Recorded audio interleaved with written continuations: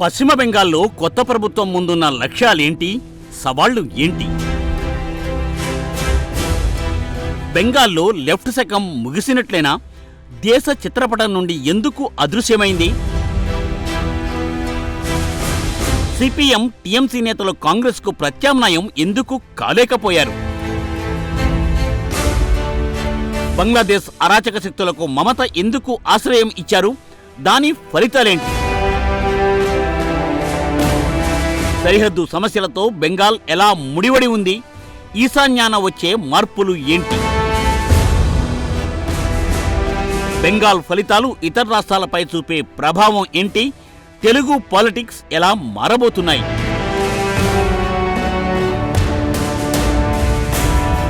పశ్చిమ బెంగాల్లో ఎక్కడ చూసినా అక్కడి ప్రజలకు తొలిసారిగా స్వాతంత్రం అనుభవిస్తున్న సంబరాల్లో మునిగి తేలుతున్నట్లే కనిపిస్తోంది.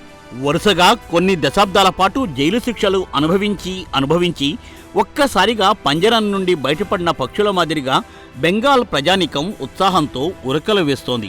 స్వేచ్ఛ మాత్రమే కాదు, బెంగాల్ కట్టు బొట్టు సంస్కృతిని కూడా చాటుకోలేని వాతావరణం నుండి అక్కడి ప్రజానీకం బయటపడింది. అందుకే కోల్కతా వీధులు మాత్రమే కాదు, బీజేపీకి మెజారిటీ సీట్లు వచ్చాయని కన్ఫర్మ్ కాగానే రాష్ట్రంలో ఎక్కడ చూసినా ఇవే సంబరాలు మిన్నంటాయి.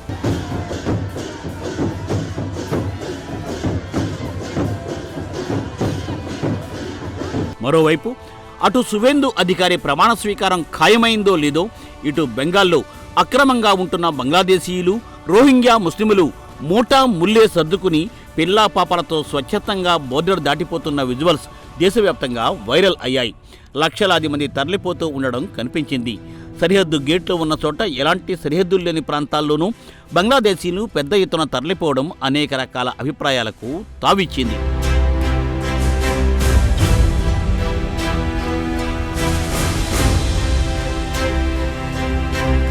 ఇక సువేందు అధికారి ప్రమాణ స్వీకారానికి ప్రధాని మోదీ, కేంద్ర హోంమంత్రి అమిత్ షా, ఎన్డీఏలోని సీనియర్ నేతలు Chandrababu Naidu, UP CM Yogi Adityanath, Assam CM Himanta Biswa Sharma వంటి బీజేపీ ఫైర్ బ్రాండ్స్ హాజరవడం చర్చకు దారితీసింది. అయితే అన్నింటికన్నా సువేందు ప్రమాణ స్వీకారం తర్వాత వేదిక మీద ఉన్న ప్రధాని మోదీ ప్రజల ముందుకు వచ్చి సాష్టాంగ ప్రమాణం చేయడం దేశ ప్రజలకు అతిపెద్ద మెసేజ్ని పాస్ చేసినట్లయింది. పశ్చిమ బెంగాల్లోని ప్రజాశక్తికి తల వంచి నమస్కరిస్తున్నాను అని మోడీ చెప్పుకోవడం ఒక అతిపెద్ద వినమ్రమైన గెస్చర్గా జనంలోకి వెళ్ళిపోయింది.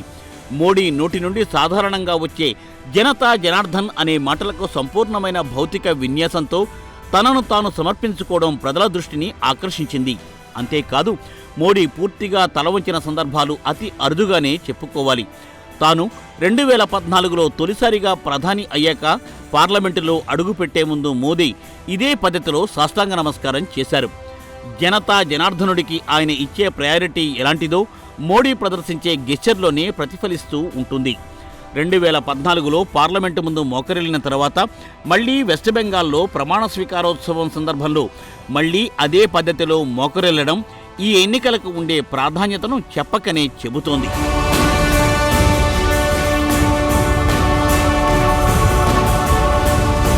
బెంగాల్లో గెలుపు కోసం బీజేపీ ఎప్పటి నుండో కాచుకుని ఉంది. దేశ సరిహద్దుల్లో ఉన్న బెంగాల్ రాష్ట్రం నుండి అనేక సమస్యలు దేశమంతటికి విస్తరిస్తున్నాయి. రోహింగ్యాలు కానీ, బంగ్లాదేశీ ముస్లింలు కానీ, అక్కడి టెర్రరిస్టులు, వారి సింపథైజర్లు ఇలా అనేక రకాలుగా భారత్లోకి ప్రవేశించడానికి బెంగాల్ ప్రధాన ద్వారంగా మారింది.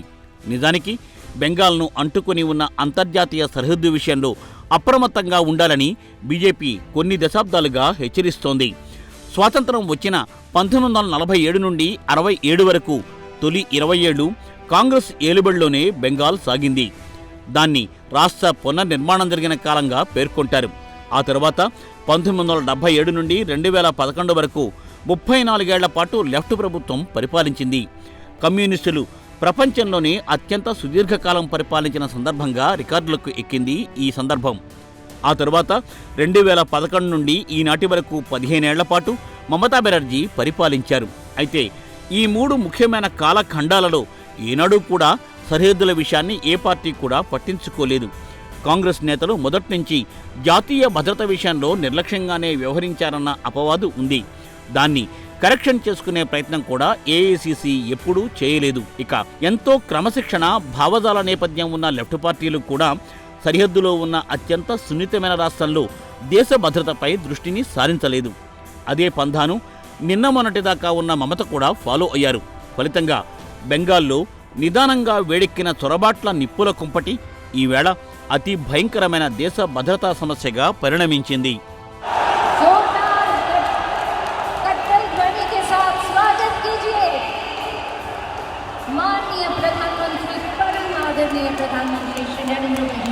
పశ్చిమ బెంగాల్ బంగ్లాదేశ్తో 2216 కిలోమీటర్ల సరిహద్దును కలిగి ఉంది.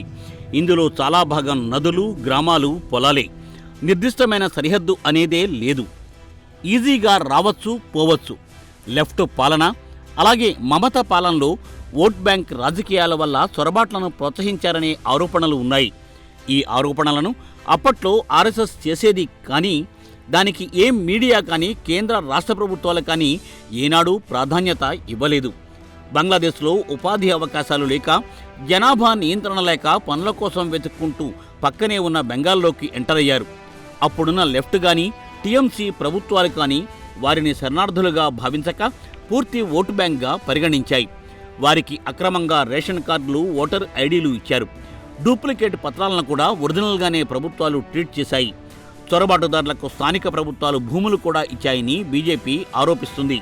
బంగ్లాదేశ్తో సరిహద్దులు కలిగి ఉన్న బార్డర్ జిల్లాలైన ముర్షిదాబాద్, మాల్దా, నదియా, 24 పరగనాసులో చొరబాట్లు భారీగా ఉండడం వల్ల అక్కడ ముస్లిం జనాభా విపరీతంగా పెరిగిపోయింది.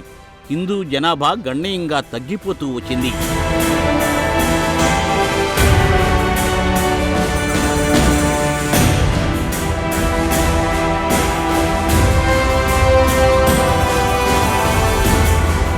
భారత్లో ప్రజాస్వామ్యం, లౌకికవాదం అనే సూత్రాల ఆధారంగా పాలన జరుగుతూ ఉండగా బంగ్లాదేశ్లో మతరాజ్యమే నడుస్తుంది. పేరుకు అక్కడ కూడా ప్రజాస్వామ్య ఎన్నికల విధానమే ఉన్నా అన్ని పార్టీలు కూడా మతోన్మాద శక్తులకు అనుగుణంగా నడుచుకుంటాయి. దాన్ని ఇంకో రకంగా చెప్పాలంటే అన్ని పార్టీలు కూడా టెర్రరిజాన్ని ప్రోత్సహిస్తూ ఉంటాయన్న మాట. ఇక అక్రమంగా చొరబడిన వారంతా స్థానిక ముస్లింలు, అలాగే స్థానిక పార్టీల నాయకులతో అటాచ్ అయిపోయి అన్ని ప్రభుత్వ పథకాలు అనుభవిస్తున్నారు. మరోవైపు వారినే ఓటర్లుగా మలుచుకునే క్రమంలో లెఫ్ట్ టీఎంసీ నేతలంతా పోటాపోటీగా చొరబాట్లను ప్రోత్సహిస్తూ వచ్చారు. దీంతో చొరబాటుదారులకు బంగ్లాదేశ్లో ఉన్న, భారత్లో ఉన్న ఒక్కలాంటి ఫీలింగే కలిగింది. బంగ్లాదేశ్ వారికి తల్లిగారి ఇల్లైతే బెంగాల్ వారికి అత్తవారిల్లుగా అమరింది. అది కాకుండా స్మగ్లింగ్, టెర్రర్ నెట్వర్క్స్, డెమోగ్రఫిక్ బ్యాలెన్స్లో మార్పు, ఇవన్నీ కూడా సమస్యను పెద్దది చేశాయి. ఈ క్రమంలో అన్ని ప్రభుత్వ పథకాలు వారు అనుభవిస్తూ ఉంటే స్థానిక ప్రజలను పట్టించుకునేవారే కరువయ్యారు. మరోవైపు మతవాదం కూడా హిందువులను ఏకాకులను చేసింది. స్థానిక ప్రభుత్వాలు చొరబాటుదారుల చెప్పుచేతల్లో నడుచుకోవడంతో హిందువులు నానాటికి తెరమరుగవుతూ సాంస్కృతికంగా ఉనికిని చాటుకునే ప్రయత్నం కూడా చేయలేకపోయారు. ఒకవేళ చేస్తే టార్గెట్ అవుతూ వచ్చారు.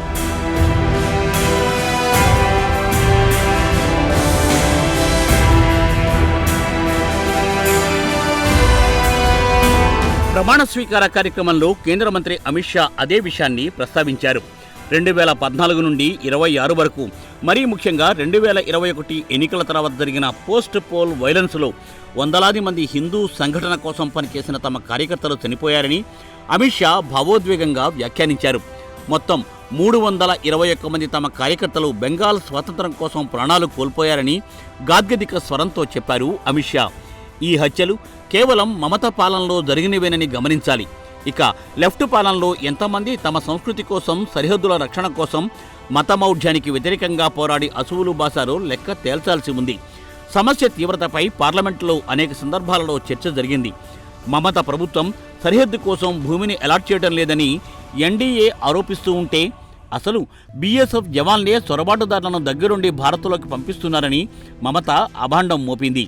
ముస్లిం ఓట్లు కోల్పోతే తమకు రాజకీయ భవిష్యత్తు ఉండదనే ఉద్దేశంతో మమత సరిహద్దు కంచెలు ఏర్పాటు చేయడానికి ముందుకు రాలేదు. ఈ క్రమంలోనే సువేందు అధికారి తన ప్రాధాన్యత క్రమంలో సరిహద్దు భూములు బీఎస్ఎఫ్కు బదిలీ చేస్తూ క్లియరెన్స్ ఇచ్చారు. భూముల బదలాయింపు ప్రక్రియకు 45 రోజుల పాటు గడువును విధిస్తూ నిర్ణయించారు. దీంతో దశాబ్దాలుగా నలుగుతున్న తీవ్రమైన సమస్యకు తొలిసారిగా కీలకమైన అడుగులు పడినట్లయింది.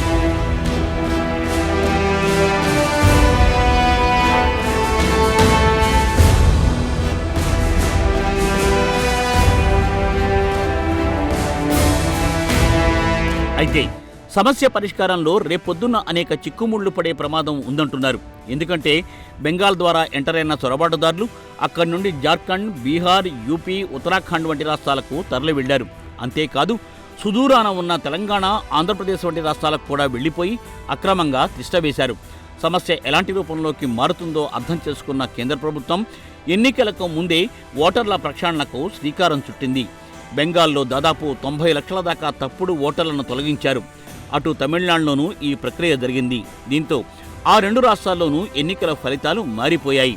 బెంగాల్లో తమకు అనుకూలంగా ఉండే మమత గద్దె దిగిపోవడంతో చొరబాటుదారులకు, రోహింగ్యాలకు ఇబ్బందికరంగా మారింది. ఇంతకు ముందులాగా భారత్లో తమ ఆపరేషన్స్ జరగవనే ఆగ్రహం బంగ్లాదేశ్లో వ్యక్తమవుతోంది. అక్కడి టెర్రరిస్ట్ సంస్థలతో పాటుగా పార్లమెంటు సభ్యులు కూడా బెంగాల్ ఎన్నికల ఫలితాలు, అనంతర పరిణామాలపై ఆందోళన వ్యక్తం చేస్తున్నారు. బంగ్లాదేశ్ జమాత్ నాయకుడు మహమ్మద్ నూరుల్ హుదా ఒక వీడియో మెసేజ్లో ఏం చెప్పారంటే, మమతా దీదీ, నువ్వు రాజీనామా చేయకు, ఢిల్లీపై యుద్ధం ప్రకటించు, పశ్చిమ బెంగాల్ను స్వతంత్ర దేశంగా ప్రకటించు, బంగ్లాదేశ్లోని 17 కోట్ల మంది ముస్లింలందరూ నీ వెనుక నిలబడతారు అనే హెచ్చరికలు చేయడం ఇక్కడ మనం గమనించాలి. ఇది కేవలం ఒక నాయకుడి వ్యక్తిగత అభిప్రాయం అనుకుంటే పొరపాటే. అదొక వ్యూహాత్మకమైన హెచ్చరికగా చెప్పుకోవాలి. బెంగాల్ ఎన్నికలను జాతీయ ప్రాధాన్యత గల ఎన్నికలుగా బీజేపీ ఎందుకు భావించింది? మోడీ పార్లమెంటు ముందు మోకరిల్లినట్టుగానే కోల్కతాలో ప్రమాణ స్వీకార కార్యక్రమంలో కూడా ఎందుకు మోకరిల్లారు అనేది కాస్త నిదానంగా ఆలోచిస్తే పూర్తి క్లారిటీ వస్తుంది.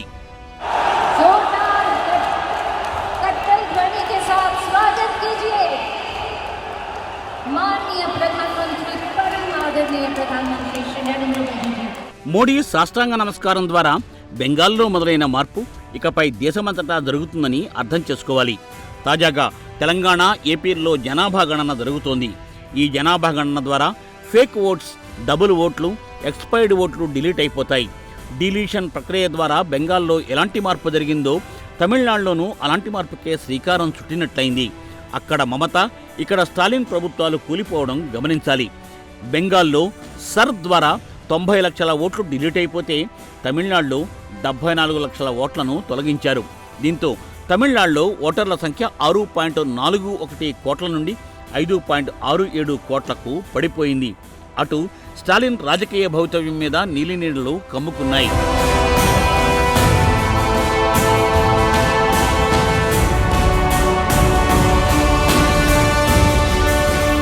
ఇక తెలంగాణలోనూ జనాభా గణన ద్వారా ఓట్ల మదింపు జరిగి భారీగా కోతకు గురవుతాయని, మొత్తం పొలిటికల్ పిక్చర్ మారిపోతుందని, దాన్ని కాంగ్రెస్ ప్రభుత్వం ఎలా అడ్డుకుంటుందో చూడాలని ఇటీవలే ఎంఐఎం అధినేత అసదుద్దీన్ ఓవైసీ కీలకమైన వ్యాఖ్యలు చేయడం మనం గమనించాలి. ఆయన వ్యాఖ్యల్లో ఆందోళన తొంగిచూస్తోంది. అటు ఏపీలో కూడా ఇలాంటి పిక్చరే కనిపిస్తుందంటే ఆశ్చర్యపోవాల్సింది ఏమీ లేదు. హైదరాబాద్లో ఉన్న ఆంధ్ర ఓటర్లు 2 చోట్ల కూడా తమ ఓటు హక్కు వినియోగించుకుని 2 చోట్ల కూడా ప్రజాప్రతినిధుల ఎన్నికపై తీవ్రమైన ప్రభావం చూపేవారు. ఇకపై అలాంటి అవకాశం ఉండదన్నమాట. ఓటర్లు ఏదో ఒకచోటనే ఓటు హక్కును వినియోగించుకోవాలి. మరోవైపు హైదరాబాద్లో రోహింగ్యాల సంఖ్య గణనీయంగా ఉంది. అక్రమంగా ఓటు హక్కు పొంది వారు ఎంఐఎంకు పెట్టని కోటగా మారారు. ఇలాంటి ఓటర్ల ఏరివేతకు 2002 నాటి లిస్టుతో ప్రస్తుత ఓటర్ లిస్టును మ్యాపింగ్ చేస్తారు. ఇప్పుడు ఓటర్లుగా ఉన్నవారి పేరెంట్స్ పేర్లు ఆనాటి లిస్టులో ఉంటేనే మ్యాప్ అవుతాయి. అలా తండ్రి పేరు 2002 నాటి లిస్టుతో మ్యాపింగ్ కాకపోతే అలాంటి ఓటర్లను డిలీట్ చేసేస్తారు. హైదరాబాద్లో ఓటర్ల ఏరివేత ఎక్కువగా జరుగుతుందన్న అంచనా ఉంది. మరి ఏపీ, తెలంగాణ 2 రాష్ట్రాల్లోనూ రేపటి రోజులలో భారీ రాజకీయ పరిణామాలు సంభవించబోతున్నాయా? బెంగాల్లో జరిగిన ట్రీట్మెంటే రేపు సర్వత్రా అమలు కాబోతుందా? ये सिर्फ वोट डालने का मसला नहीं है, ये आपकी सिटीजनशिप को बरकरार रखने का मसला है। और हम उम्मीद करते हैं कि तेलंगाना की रेवंत रेड्डी की गवर्नमेंट भी उसको सीरियस लेंगी। ममता बनर्जी के कॉन्स्टिट्यूंसी में भी एसआईआर हुआ, समझे, स्टालिन के कॉन्स्टिट्यूंसी में भी एसआईआर हुआ, और क्या हुआ, दोनों हार गए। तो इसीलिए ये गवर्नमेंट को अब यहाँ की स्टेट गवर्नमेंट भी देख लें उस चीजों को। దేశ రాజకీయాల ముఖచిత్రం మార్చబోతున్న బెంగాల్ ఎన్నికలు దేశం నుండి లెఫ్ట్ శకాన్ని కూడా లేకుండా చేస్తున్నాయా? ఒక్క మాటలో చెప్పాలంటే లెఫ్ట్ శకం ముగిసినట్టేనని భావించాలి.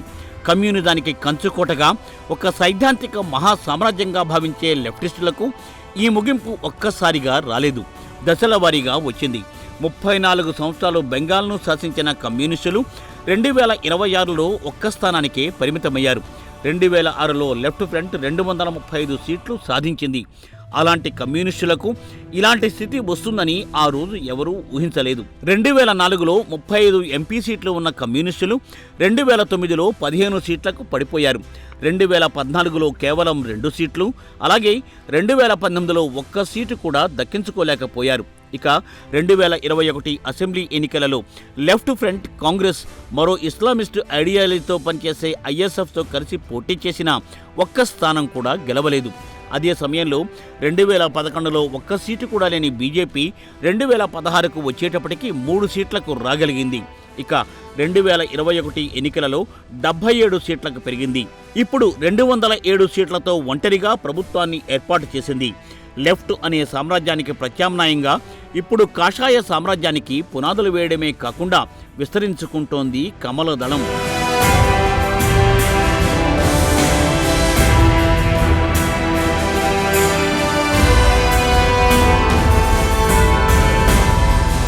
అయితే ఇలా రాజకీయ చిత్రపటం నుండి లెఫ్ట్ తుడిచిపెట్టుకుపోవడానికి ప్రధాన కారణం స్వయంకృత అపరాధంగానే చెబుతారు. అందుకు మొదటి దెబ్బ బెంగాల్లో నందిగ్రామ్, సింగూర్లలో పడింది. నందిగ్రామ్లో ప్రభుత్వం సెజ్ కోసం రైతుల భూమిని బలవంతంగా తీసుకుంటుందనే ఆందోళన తీవ్రతరమైంది. 2007 మార్చిలో జరిగిన ప్రభుత్వ కాల్పులు, పార్టీ కేడర్ ఘర్షణల్లో 14 మంది రైతులు ప్రాణాలు కోల్పోయారు. వారి బంధువుల ఆర్తనాదాలే 34 ఏళ్ల రైతుల పార్టీ అనే ముద్రను చెరిపేశాయి. ఇక పరిశ్రమలను అభివృద్ధి ప్రదాతలుగా కాకుండా పెట్టుబడిదారీ విధానం నుండి వచ్చే ప్రజాశత్రువులుగా లెఫ్ట్ నేతలు చిత్రీకరించారు.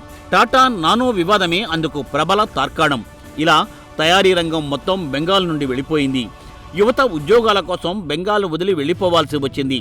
మేధావుల రాష్ట్రం అని పేరున్న బెంగాల్ అత్యంత వెనుకబడిన రాష్ట్రాల జాబితాలోకి జారిపోయింది. ఇక మూడో దెబ్బ లెఫ్ట్ కేడర్ క్రూరత్వం సామాన్యులకు తీవ్రంగా తగిలింది. లెఫ్ట్ కేడర్ అంటే ఒకప్పుడు సిద్ధాంతం కోసం పోరాడే కార్యకర్తలుగా చెప్పుకునేవారు. కానీ 34 ఏళ్ల నిర్విరామ అధికారం ఆ కేడర్ను అధికార దుర్వినియోగానికి అలవాటు పడేలా చేసింది. స్థానిక నాయకుల దౌర్జన్యాలు, సైద్ధాంతిక విరోధులపై హింస వంటివి సాధారణ బెంగాలీ పౌరుల్లో విసుగును పుట్టించాయి. అనంతరం మరో దెబ్బ మమత ఎంట్రీ ద్వారా పడింది. 2011లో మమతా బెనర్జీ ఒక విముక్తి ప్రదాత రూపంలో ముందుకొచ్చింది. రైతులను చంపిన పార్టీని బహిష్కరించాలనే పిలుపుతో ప్రత్యామ్నాయ శక్తిగా కనిపించింది. మమత భావావేశం బెంగాలీ ఓటర్లను ఒక్కసారిగా లెఫ్ట్ నుండి దూరం చేసింది.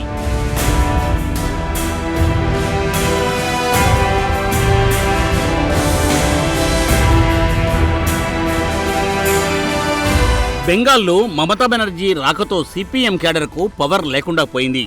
ఫలితంగా లెఫ్ట్ నాయకులే టీఎంసీలోకి వెళ్లిపోయారు. ఇది బెంగాల్ రాజకీయాల్లో కనిపించే అత్యంత విలక్షణమైన లక్షణం.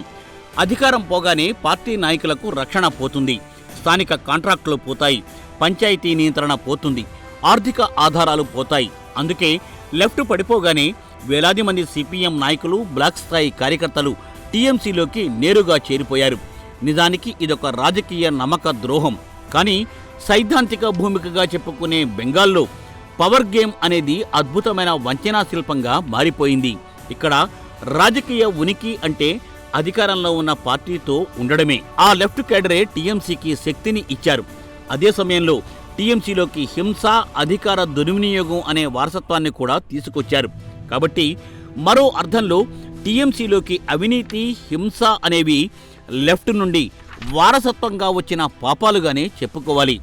అచ్చంగా లెఫ్ట్ నేతలు ఎలాంటి టాక్టిక్స్ అనుసరించారో వాటినే మమత కూడా పాటించింది. అధికారంలో లేకముందు మమత ఏ విధానాలను వ్యతిరేకించిందో అదే విధానాలను మరింత క్రూరంగా అమలు చేసింది.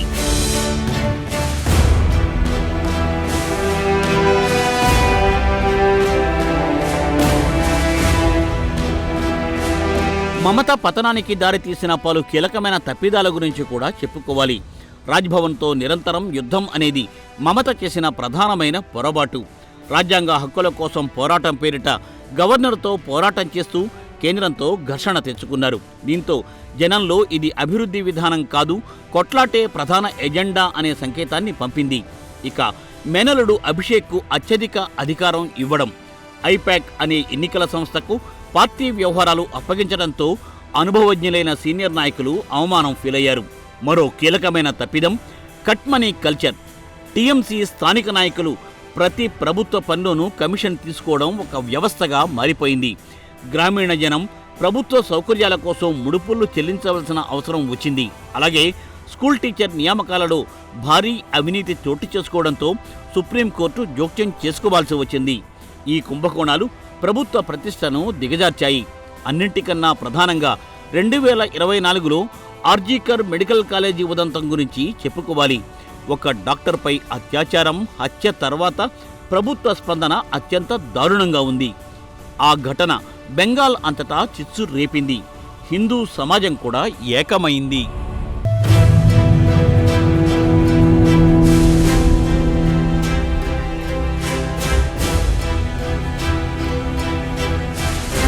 బంగ్లాదేశ్కు చెందిన ఇస్లామిస్ట్ గ్రూపులకు బెంగాల్లో ఆశ్రయం ఇవ్వడం మమతను ప్రజల దృష్టిలో క్షమించరాని వ్యక్తిగా మార్చేసింది. బీజేపీ నేతలు చేసే ఆరోపణను కూడా తిప్పికొట్టే నైతిక శక్తి మమతకు లేకుండా పోయింది. ఇలా కాంగ్రెస్కు ప్రత్యామ్నాయంగా వచ్చిన లెఫ్ట్కు ప్రత్యామ్నాయంగా వచ్చిన మమత పార్టీలు వాస్తవంలో ప్రత్యామ్నాయం కాలేకపోయాయి. పైగా ఆ అన్ని పార్టీలు కూడా ఒకదానికొకటి నకలుగానే మారిపోయాయి. ఫలితంగా లెఫ్ట్ కాంగ్రెస్ను కనుమరుగు చేస్తే టీఎంసీ లెఫ్ట్ను కనుమరుగు చేసింది. ఇప్పుడు టీఎంసీని బీజేపీ ఒక పవర్లెస్ పార్టీగా మార్చింది. అయినప్పటికీ మమత ఓడిపోలేదని, ఆమెకు ఓటమే లేదని అఖిలేష్ వంటి వారు ఆమెకు శాలువాలు కప్పడం ప్రజాస్వామ్య ప్రక్రియకే తలవంపులు తెచ్చేదిగా తయారైంది. బీజేపీ పవర్లోకి రాగానే బంగ్లాదేశ్ పార్లమెంట్లో కానీ, ఆ దేశంలోని పలు పట్టణాలలో భారత్కు వ్యతిరేకంగా వెల్లువెత్తిన ర్యాలీల ఆంతర్యాన్ని అర్థం చేసుకుంటే దేశ వ్యతిరేక శక్తులు బెంగాల్లో ఇప్పటి వరకు ఎంత కంఫర్ట్గా ఉన్నాయో ఊహించుకోవచ్చు. దేశద్రోహుల కంఫర్ట్ జోన్గా రేపటి రోజులలో భారత్ ఉండబోవడం లేదు అన్నమాట.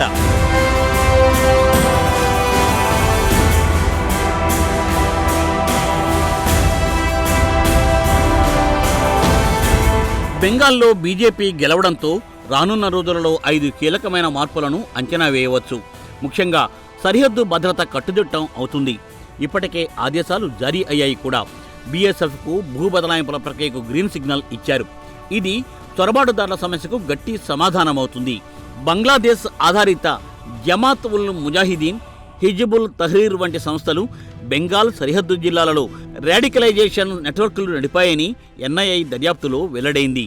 ఇప్పుడు ఆ నెట్వర్క్లను నిర్వీర్యం చేస్తుంది. అసోం నమూనాలోనే పశ్చిమ బెంగాల్లో కూడా ఎన్ఆర్సీ ప్రక్రియ మొదలవుతుందని సువేందు అధికారి పలుమార్లు ప్రకటించారు. ఇది అక్రమ చొరబాటుదారులను గుర్తించి వెనక్కి పంపే బృహత్ ప్రక్రియ. రాజకీయంగా ఇది చాలా సంక్లిష్టంగా ఉంటుందని కూడా గమనించాలి.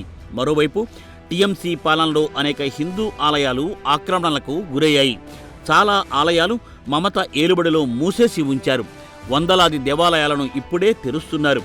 ఆలయాల్లో దోపిడీలకైతే లెక్కేలేదు. పూజార్లపై, హిందూ యువతులపై దారుణాలు జరిగాయి. ఆలయాల సంపద రక్షణ, దుర్గా పూజ, రథయాత్ర వంటి వేడుకలకు ఆంక్షలు తొలగిపోతాయి. మెజారిటీ అయిన హిందువులు తమ సంస్కృతి ఉత్సవాలను నిర్భీతిగా జరుపుకోవచ్చు. అలాగే టీఎంసీ నేతల ఇళ్లలో ఆయుధాల తయారీ అనేది కుటీర పరిశ్రమగా మారిన నేపథ్యంలో అలాంటి వారి ఏరివేతకు శివేంద్రు గ్రీన్ సిగ్నల్ ఇవ్వడం విశేషం. వారి ఏరివేత ప్రక్రియ నడుస్తోంది. ఇక అభివృద్ధి పరంగా చూస్తే పరిశ్రమలు, పెట్టుబడులు తిరిగి రావడానికి బీజేపీ ప్రభుత్వం అధిక ప్రాధాన్యత ఇస్తుంది. ఉపాధి వెతుక్కుంటూ వెళ్లిపోయిన వారిని, రౌడీలకు, ఇస్లామిస్టుల ఆగడాలకు ఇళ్లు వదిలి వెళ్లిపోయిన వారిని వెనక్కి రప్పించే ప్రక్రియ షురూ అవుతుంది. ఈ విషయంలో జమ్మూ కాశ్మీర్ లాగే బెంగాల్ కూడా మారిపోయిందని చెప్పాలి. బీజేపీ అనుకూల పారిశ్రామిక విధానాలు, ఐటీ సెక్టార్ ప్రోత్సాహం, మౌలిక సదుపాయాల అభివృద్ధి, కలకత్తాను మళ్లీ ఆర్థిక రాజధానిగా అభివృద్ధి చేయడం అనేవి సువేందు ముందున్న లక్ష్యాలుగా చెప్పుకోవాలి.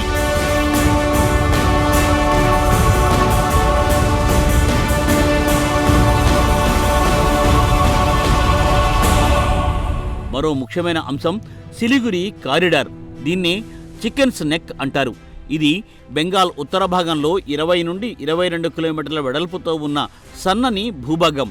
ఇది మెయిన్ల్యాండ్ ఇండియాను ఈశాన్య రాష్ట్రాలతో అనుసంధానం చేస్తుంది.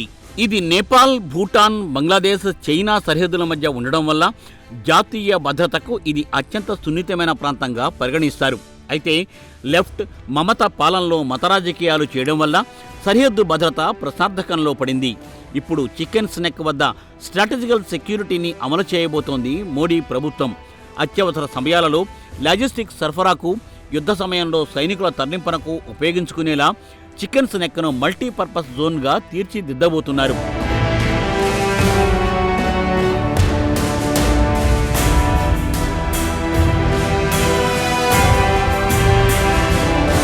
ఇప్పటి వరకు బెంగాల్ను అక్కడి పాలకులు ఒక సరిహద్దు రాష్ట్రంగా, దేశ భద్రతలో కీలకమైన రాష్ట్రంగా చూడకుండా కేవలం తమ పాలనకు పనికొచ్చే సాధారణ భౌగోళిక ప్రాంతంగానే భావించారు. అందువల్లే దేశానికి స్వాతంత్రం వచ్చిన తర్వాత కూడా బెంగాల్లో పాలన గతం తాలూకు బానిసత్వానికి కొనసాగింపుగానే ఉందని చెప్పాలి.